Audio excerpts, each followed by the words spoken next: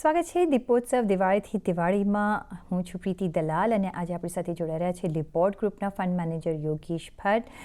યોગેશજી, ઘણું સ્વાગત છે. દિવાળીની ફેસ્ટિવિટીઝ હવે પૂરજોશમાં ચાલી રહી છે અને દિવાળીના જે છે લાઇટ્સ પણ સ્પ્રેડ થઈ રહી છે, પણ એ લાઇટ્સ આઈ થિંક આ વખતે માર્કેટમાં નથી દેખાઈ રહી. અત્યારના જે આપણે માર્કેટની સિચ્યુએશન જોઈ રહ્યા છે, ફટાકડા તો ફૂટી રહ્યા છે પણ એ ન જોઈતા ફટાકડા ફૂટી રહ્યા છે. I don't know for the short term traders, but long term investor માટે મે બી અહીંયા એક ઓપોર્ચ્યુનિટી બની રહી છે. કયા તમે કારણો જોઈ રહ્યા છો જે માર્કેટની અત્યારના કરંટ સિચ્યુએશન છે? કઈ રીતના તમે એક્સપ્લેન કરશો શું માર્કેટને અત્યારના વધારે સતાવી રહ્યું છે? Very good afternoon and wishing all the CNBC viewers happy Diwali and Pritiben તમને પણ happy Diwali. સો માર્કેટ ડેફિનેટલી ઘણું ઇન્ટરેસ્ટિંગ લેવલ પર અત્યારે ટ્રેડ થઈ રહ્યું છે.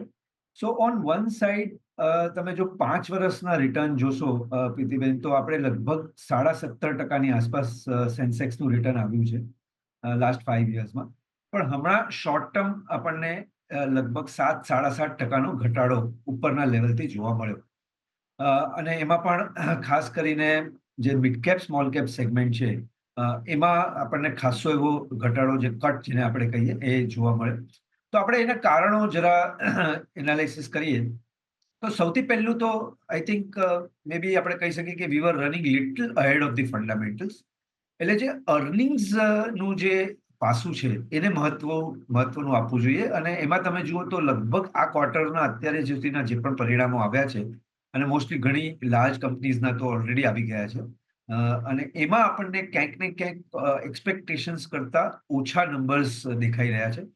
સ્પેશિયલી ખાસ કરીને તમે જે અમુક લાર્જ FMCG કંપનીઝ જુઓ કે જે આપણે પ્રોક્સી કન્ઝમ્પશન્સ કહીએ આપણે, અને એનો બેરોમીટર હોય છે, એમાં આપણને ક્યાંક ને ક્યાંક ઓછો ગ્રોથ જોવા મળી રહ્યો છે. So that is the first reason કે earning has been slightly disappointing અને it is below the mark. That is one. The second reason I would say that જે બીજો મોટો કટ આપણને સ્મોલ કેપ મિડ કેપમાં પણ જોવા મળ્યો છે, એમાં પણ 2-3 કારણો છે. સૌથી પહેલું કારણ આઈ થિંક એમાં વેલ્યુએશન્સ તો ડેફિનેટલી ઘણું સ્ટ્રેચ હતું. મેં તમને કીધું પ્રમાણે લાસ્ટ 5 વર્ષનું જો આપણે સેન્સેક્સ રિટર્ન કે નિફ્ટી રિટર્ન 18%ની આસપાસ લઈએ તો સ્મોલ કેપ મિડ કેપનું રિટર્ન વોઝ અરાઉન્ડ 25-26%. એટલે definitely last 5 years was the bonanza for the small and mid cap as a segment. તો એક પણ ક્યાંક ને ક્યાંક was running ahead of the fundamental. પહેલું, વેલ્યુએશન ફ્રન્ટ પર આપણને એમાં કન્સર્ન્સ હતી. બીજું, આઈ થિંક જે ટેકનિકલ ફેક્ટર આપણે જેને કહીશું, જેને ફંડામેન્ટલ રીઝન નથી પણ ટેકનિકલ રીઝન આપણે એને ગણાવી શકાય, તો આપણને ખ્યાલ હશે કે જુલાઈ-ઓગસ્ટ મહિનામાં સેબીનું એક સર્ક્યુલર આવેલું, અને એમાં માર્જિન ફંડિંગમાં જે શેર્સ પ્લેસ થતા હોય છે એ જે લગભગ 1750 સ્ટોક્સ હતા આસપાસ, જેમાં NSE 500ના બધા સ્ટોક્સ હતા અને બીજા એક્સ્ટ્રા સ્ટોક્સ હતા, તો એમાંથી લગભગ 1000 સ્ટોક કે 1100 stock has been withdrawn for margin funding. એટલે એમાં શું થયું કે 1 નવેમ્બરથી તમે આજે 100 રૂપિયાના શેર આપ્યા હોય તો તમે એમાં બ્રોકર તમને 50 રૂપિયા 70 રૂપિયા જેવું માર્જિનમાં ફંડિંગ આપતો હતો, એ હવે એ શેર્સની અગેન્સ્ટમાં ઝીરો ફંડિંગ મળશે. એટલે જે 1000 સ્ટોક્સનું લિસ્ટ આખું વિડ્રો થયું, એને કારણે પણ આ એક સેગમેન્ટમાં આપણને દબાણ જોવા મળ્યું. અને ત્રીજું, ઓબ્વિયસલી જે બ્રોડ માર્કેટને અત્યારે કન્સર્ન્સ છે, જીઓપોલિટિકલ રીઝન્સ તમે કહો કે દાખલા તરીકે ચાઇના અહીંયાથી જે પૈસા શિફ્ટ થયા છે, તો એ પણ ક્યાંક ને ક્યાંક દેખાઈ રહ્યું છે કે માર્કેટ પર હાવી થઈ રહ્યું છે. So net let me put it this way કે આ એક હેલ્ધી કરેક્શન્સ આપણને દેખાયું છે. અને તમે કીધું પ્રમાણે લોંગ ટર્મ ઇન્વેસ્ટર્સ જે છે, અને જો તમારો લાંબા ગાળાનો અભિગમ હોય મોર દેન 5 years, તો ડેફિનેટલી આ ઘટાડો will offer a very great opportunity two increase your equity allocation over period of time. એટલે તો એક લોંગ ટર્મ ઇન્વેસ્ટર્સ માટે મે બી એક ઘણી બધી હોરાઇઝન્સ ઓપન થઈ જતા હોય છે. જે સારા ગ્રુપ્સ તમે સેક્ટર્સ જો ચૂકી ગયા હોય, સારા કાઉન્ટર્સ જો તમે ચૂકી ગયા હોય, તો અહીંયા તમને ઘણી ઓપોર્ચ્યુનિટી મળી રહી છે. બટ યોગેશભાઈ, તમે જે પણ ફેક્ટર્સ ગણાવ્યા એમાં તમે FIIsનું જે વિડ્રોલ આ જો ઓક્ટોબર મહિનામાં આવ્યું છે ને, મેસિવ આવ્યું છે, એને કેટલું કારણ છે માર્કેટની અત્યારની કન્ડિશનને એટ્રીબ્યુટ કરી રહ્યું છે? બિકોઝ બીજી બાજુ DIIs એકચ્યુઅલી એબ્ઝોર્બ પણ કરી રહ્યા હતા, અને અત્યાર સુધી DIIs જ આપણા રિટેલ ઇન્વેસ્ટર્સે જ માર્કેટ ચલાવ્યું છે. એની કોઈ ઇમ્પેક્ટ છે આપણા માર્કેટ પર? તો આ એક બહુ જ ઇન્ટરેસ્ટિંગ ક્વેશ્ચન અત્યારે માર્કેટ સર્કલમાં ડિસ્કસ થઈ રહ્યો છે અને let me give you some perspective Pritiben અહીંયા આગળ કે સૌથી પહેલા તો એફઆઈઆઈસ નો નંબર્સ જે સેલિંગ છે ડેફિનેટલી એમાં તો કોઈ ના જ નથી અને મોટું સેલિંગ છે એટલે આઈ થિંક ઓક્ટોબર મહિનામાં જ આપણને 1 લાખ કરોડનું સેલિંગ મળ્યું. ઇનફેક્ટ તમે જાન્યુઆરીથી અત્યાર સુધી તમે જુઓ તો લગભગ આઈ થિંક 1,80,000 1,90,000 કરોડનું સેલિંગ થયું છે. So, is this a number a very big concern? So, આ એબ્સોલ્યુટ નંબર્સ જો તમે આપણે જોઈએ તો ડેફિનેટલી બહુ મોટો લાગશે.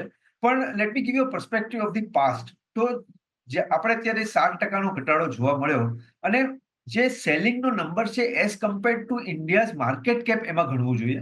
તો ઇનફેક્ટ જે 1,80,000 કરોડનું આપણું સેલિંગ થયું એનું જો હું ઇન્ડિયન માર્કેટ કેપ જે એક 15 દિવસ પહેલા કે 20 દિવસ પહેલાનું માર્કેટ કેપ લઉં તો એ percentage wise it is 0.4% of the market cap has been sold by the FIs. Okay. Now go back in 2008.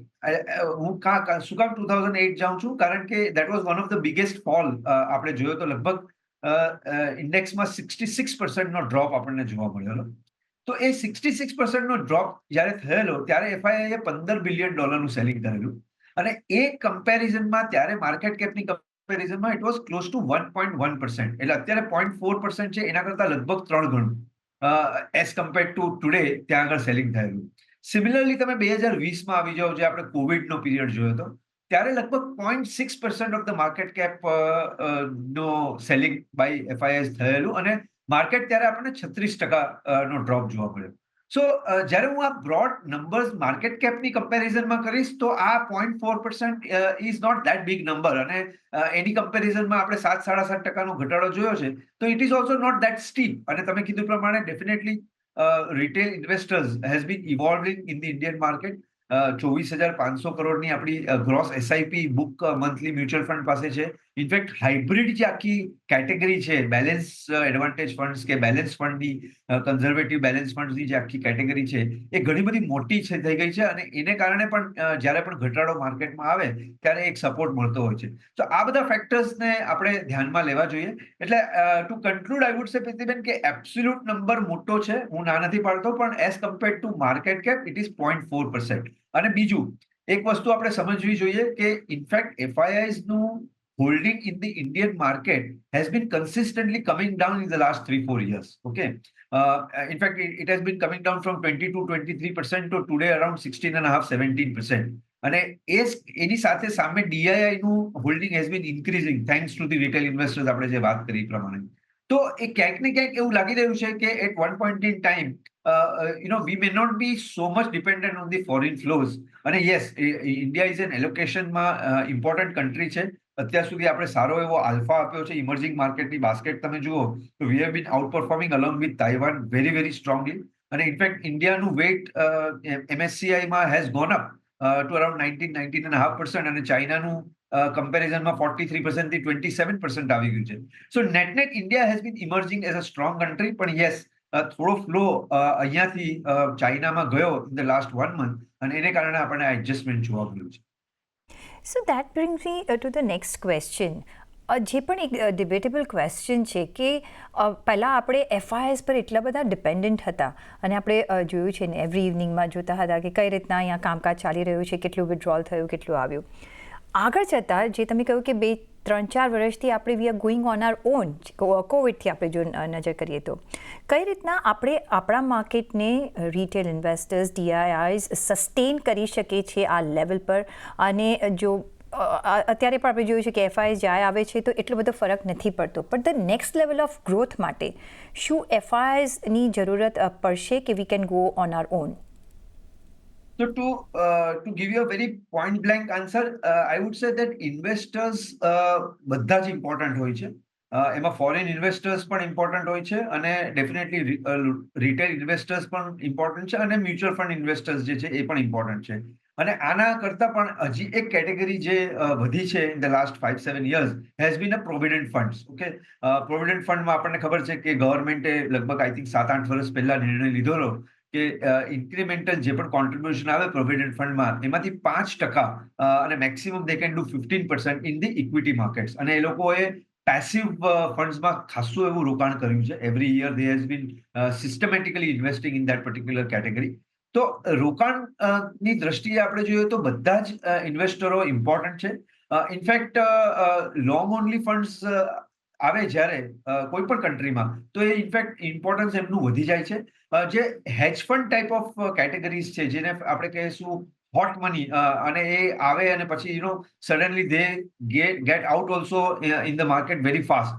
So A category છે એ કદાચ આપણને એટલું બધું ઇમ્પોર્ટન્સ આપણે એને ન આપીએ, પણ I would say that yes, long only investors from foreign countries is welcome in India. In fact એ લોકોની પણ અહીંયા જરૂર એટલી જ છે જેટલી ડોમેસ્ટિક ઇન્વેસ્ટર્સની છે. સો પણ નેટ યસ, અત્યારે આપણે જેને કહીએ કે બુલ્સ વર્સિસ બેર્સમાં બંને સામસામે ફાઇટ આપી રહ્યા છે અને એટલે એને જ કારણે આપણે આટલું બધું સેલિંગ થયા પછી પણ 7% જ ઘટાડો છે.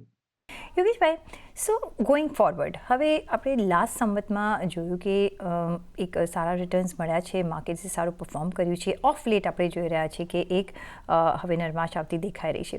પણ કઈ રીતના તમે નેક્સ્ટ સંવતની સ્ટ્રેટેજી આપશો? કઈ રીતના આપણે રોકાણ કરવાના રહેશે અને કઈ કેટેગરીઝ કે કયા એરિયાઝ તમને પસંદ પડશે જો તમારે આજે નિવેશ કરવું હોય ને આ ફોલનો તમારે એડવાન્ટેજ લેવો હોય તો? તો પ્રીતિબેન, આમાં અમે ફંડ મેનેજર્સ એક વસ્તુ ડિસ્કસ જ્યારે પણ કરતા હોય છે તો જ્યારે એ ક્વેશ્ચન આવે છે કે કેમાં રોકાણ કરવું, તો ત્યારે સૌથી પહેલો ક્વેશ્ચન એ આવવો જોઈએ કે કેમાં રોકાણ ન કરવું. કારણ કે જો તમે જેમાં રોકાણ નથી કરવાનું એનો આન્સર જો તમારી પાસે આવી જાય તો ડેફિનેટલી એના પછી જે બાકી બચે છે એમાંથી આપણે સિલેક્ટ કરી શકીએ અને એ રીતે આપણી સ્ટ્રેટેજી બનાવી શકીએ, રાઈટ? તો બ્રોડલી સ્પીકિંગ અત્યારે જે સેગમેન્ટ હાઈ વેલ્યુએશન્સ પર છે, જેમાં આપણે જેને કહીશું કે હોપ સ્ટોરીઝ વધારે છે, ઓર્ડર બુક પર ઇન્વેસ્ટરો કેલ્ક્યુલેશન્સ કરતા હોય છે આગળનું શું પ્રોફિટ આવશે અને ગ્રોથ આવશે. તો આ બધા જે હોપ સ્ટોરીઝના સેક્ટર્સ છે, દાખલા તરીકે ડિફેન્સ છે, સિલેક્ટ પીએસયુઝ છે, ઇનફેક્ટ પીએસયુ બેંક્સમાં પણ અમુક વેલ્યુએશન્સ થોડા વધી ગયા છે. એન્ટાયર કેપિટલ ગુડ્સનું આખું જે સેક્ટર છે જેમાં ઓર્ડર બુક પર આખી સ્ટોરી ચાલતી હોય છે. રેલવેઝમાં ઘણા બધા સ્ટોક્સ છે જેમાં અવોઇડ કરવાની અત્યારે જરૂર છે. સો બ્રોડલી સ્પીકિંગ આ બધા સેક્ટર્સને આપણે અવોઇડ કરશું તો ડેફિનેટલી જે બચશે એમાં late me give you a number. તો તમને મેં કીધું કે લાસ્ટ 3 વર્ષનું તમે રિટર્ન જોશો તો નિફ્ટીનું રફલી અરાઉન્ડ 15%ની આસપાસ રિટર્ન છે. તો સૌથી મોટું અંડર પરફોર્મન્સ આવ્યું છે એ છે સેક્ટર આઈટી. લગભગ 8%ની આસપાસનું આપણું 3 વર્ષનું CAGR રિટર્ન છે. તો ડેફિનેટલી એમાં આપણે બોટમ અપ કામ કરી અને વેલ્યુએશન્સ ઇન્ડિવિજ્યુઅલ કંપનીનું જોઈ એમાં આપણે રોકાણ કરી શકીએ. કારણ કે એના બે બહુ સિમ્પલ રીઝન છે. એક તો આ બધી કંપનીઝ આ સેક્ટરમાં બેલેન્સ શીટ્સ બધાની ઘણી બધી સ્ટ્રોંગ હોય છે અને એક કેશ ફ્લોની વિઝિબિલિટી જેને આપણે કહીએ એ બહુ જ હાઈ હોય છે. એટલે બેઝિકલી જ્યારે પણ આપણે કહીએ કે પ્રોફિટનું કન્વર્ઝન કેશ ફ્લોમાં જે કયા સેક્ટરમાં સૌથી હાઈએસ્ટ થતું હોય છે તો ડેફિનેટલી આઈટી સેક્ટરમાં થતું હોય છે. So IT is been very attractive at this juncture. બીજું એક સેગમેન્ટ જે છે સિમિલરલી મોટું under performance in the last 3 years to 5 years આવ્યું છે એ છે private banks. To an extent yes, I would agree કે લોકોને વરી છે કે ભાઈ ડિપોઝિટ ગ્રોથ નથી એટલે આગળ જતા ક્રેડિટ ગ્રોથને પણ અસર થશે. પણ I think India as a economy if we are growing at close to 7%, તો banking we can not avoid. અને એમાં પણ જ્યારે હું કમ્પેરિઝન કરું છું પ્રાઇવેટ વર્સિસ PSUs, તો મને પ્રાઇવેટ બેંક્સમાં ઘણા બધા જે પોકેટ્સ છે એમાં રિઝનેબલ વેલ્યુએશન દેખાઈ રહ્યું છે. તો એમાં તમે સિલેક્ટ NBFCs અને સિલેક્ટ પ્રાઇવેટ બેંક્સને સિલેક્ટ કરી શકો. અને ત્રીજું એક જેને આપણે સબસેગમેન્ટ કહેશું પણ મને લાગે છે speciality chemical as a entire sector.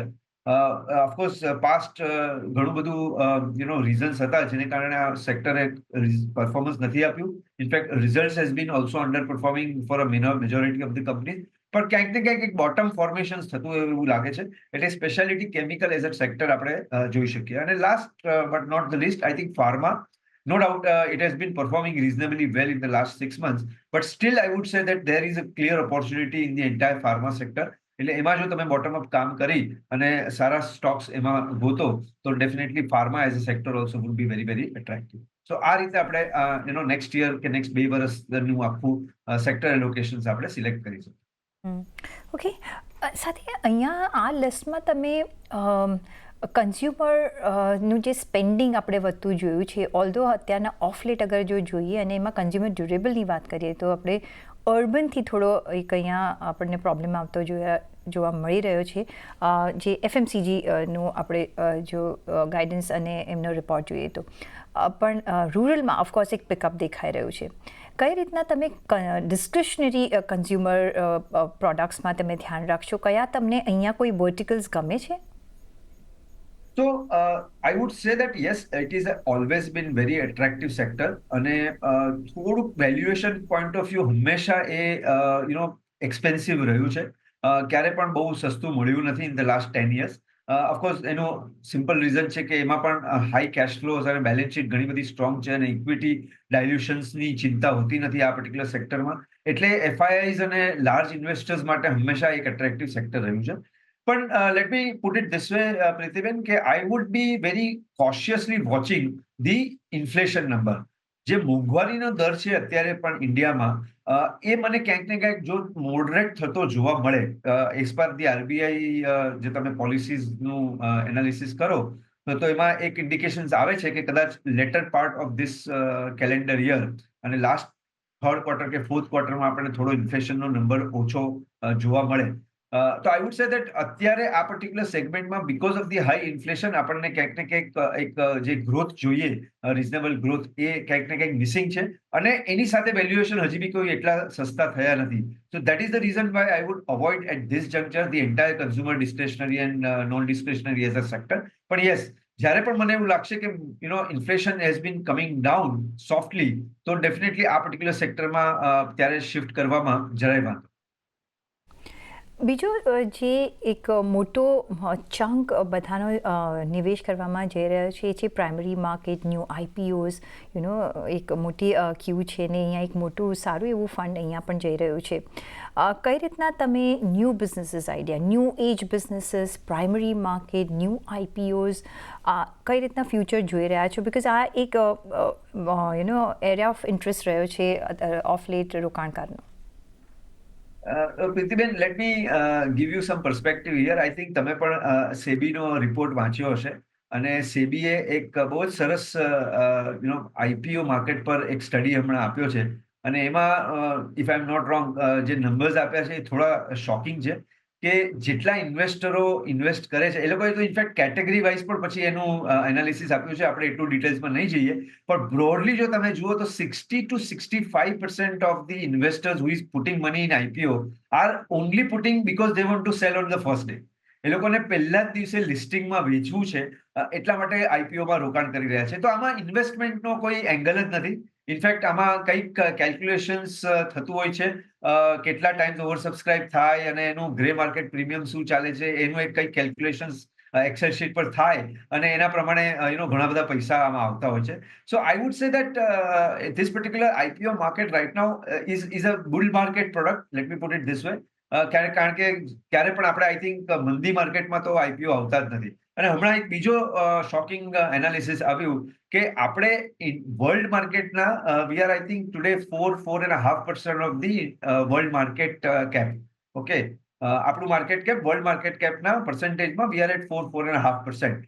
પણ જ્યારે IPO નો નંબર્સ આવે છે તો લાસ્ટ એક વર્ષમાં કે દોઢ વર્ષમાં જેટલા IPO આવ્યા વર્લ્ડમાં એના we have captured almost 10% of the share, right. So એક તરફ આપણે 4% ટોટલ માર્કેટ કેપના છીએ અને IPOમાં આપણો શેર 10% થઈ ગયો, રાઈટ. સો ક્યાંક ને ક્યાંક આપણા માર્કેટમાં આ સેક્ટર પર્ટિક્યુલર આઈડિયામાં ઘણું બધું રોકાણ આવી રહ્યું છે for a variety of reasons. અને મેં તમને કીધું પ્રમાણે I would request all the investors to in fact go through that particular report અને ઘણું બધું એમાં સારું એનાલિસિસ આપ્યું છે. So that is one part of the story. But broadly yes, that doesn't mean કે આપણે IPO માર્કેટ જોવું જ ન જોઈએ.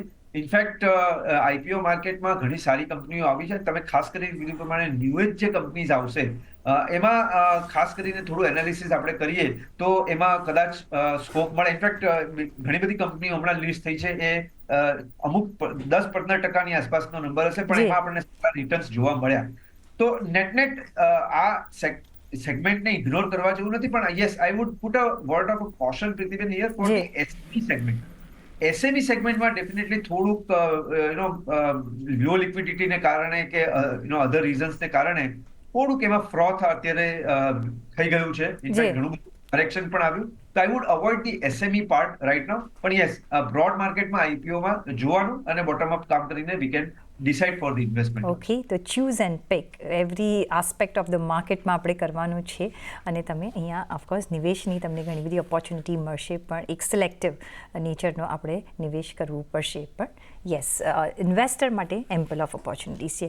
ઓન દેટ નોટ યોગેશભાઈ, ઘણો આભાર તમારો અમારી સાથે જોડાવા બદલ અને એઝ યુઝ્યુઅલ આપના વેલ્યુબલ વ્યૂ પોઈન્ટ્સ અમારી સાથે શેર કરવા બદલ, અને સાથે જ દિવાળીની આપને ઘણી શુભકામનાઓ, દિવાળી ફેસ્ટિવિટીઝ અને સિઝન્સ ગ્રીટિંગ ની તમને ઘણી શુભકામનાઓ.